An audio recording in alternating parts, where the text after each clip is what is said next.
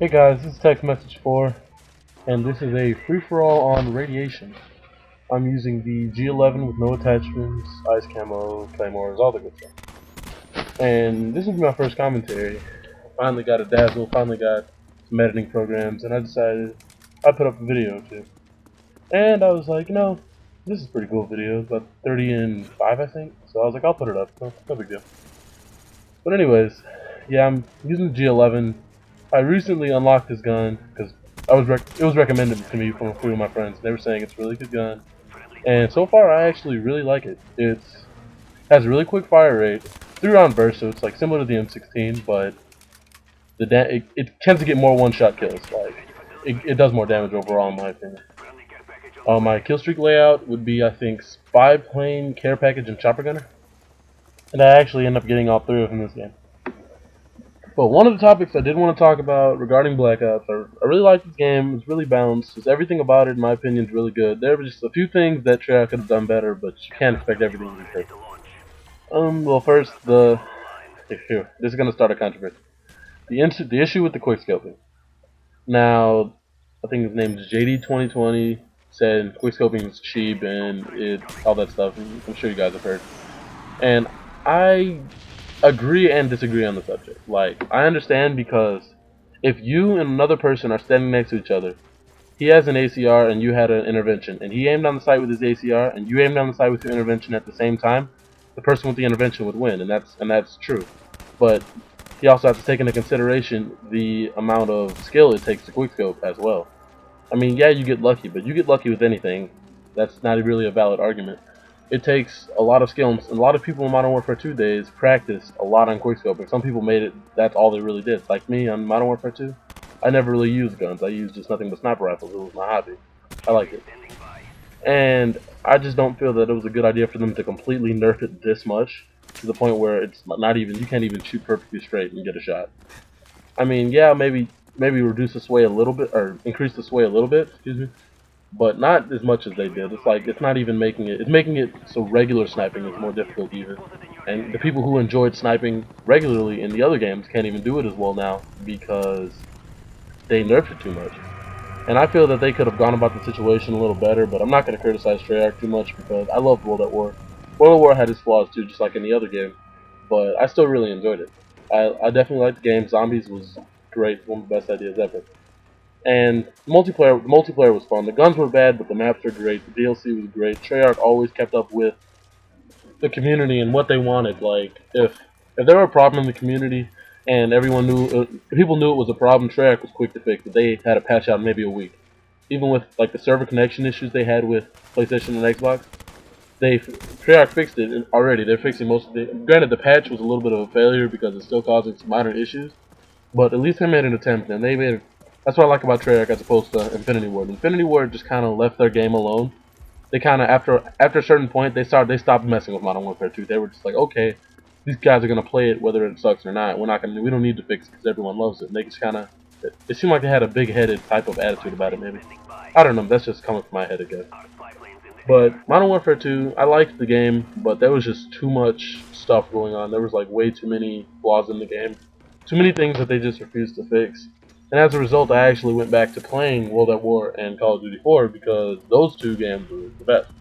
I loved Call of Duty 4. Infinity Ward really did a great job in that game. And the only game that I've ever seen comparable to Call of Duty 4 would be Black Ops. Black Ops is a great game in its own respect. It's a different type of game than Call of Duty 4. Like, this game is all about, the whole focus of this game is balance. Everything in this game needs to be is perfectly balanced with everything. They made it so shotguns are weaker, they made the snipers weaker, they made it so you can only have pistol secondaries, and the secondaries that aren't pistols aren't game-breaking changes. Unlike the machine pistols and the shotguns from Modern Warfare 2, whereas you could run around with them as a primary weapon and go 30-0, and that's just not possible in this game. Well, it's possible, but you have to be extremely good, and most people aren't that good.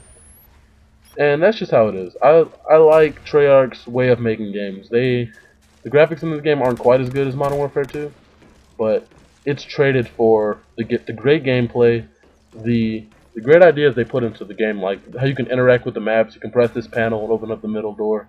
You can just do things like that, and they made it really good. The maps are great. The maps are really detailed. You can tell Treyarch put a lot of detail work into this game. They made gun significantly weaker with the loss of stopping power. And when I heard that there was no stopping power, I was just ecstatic. It was like I can finally.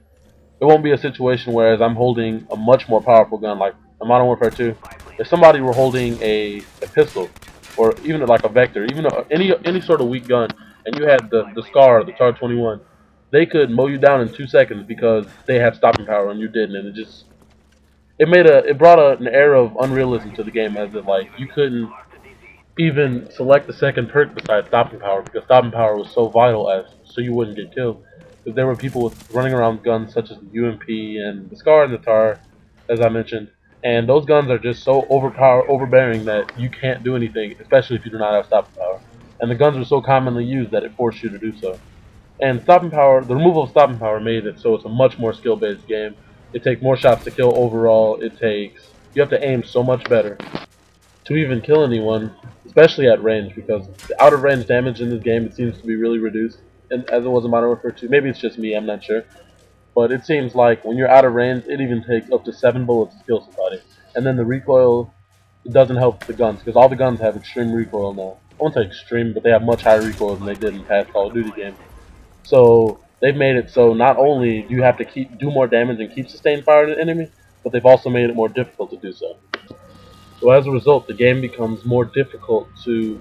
It becomes more of a deathmatch situation. Battles are more intense. Like if you're shooting, you and another person can be shooting at each other for 5 minutes, and it'll go on and on and on and on and on because if one person just doesn't aim very well, then it can go on forever. And I don't know what this guy was doing. I'm not sure. I'm not even gonna comment on him. I started to message him, but I was like, I'm gonna leave him alone. But anyways, back to that. They made it a really good game. They made it so good players are rewarded for being good players, and bad players need to step it up. So it becomes a more hostile environment, I can almost say. Good players are running around doing everything they can do, and even with little issues with the game like the lack of stopping power and the increased recoil, the better players are adjusting much faster than the less experienced players. And like I said, as a result, the better players are being more rewarded.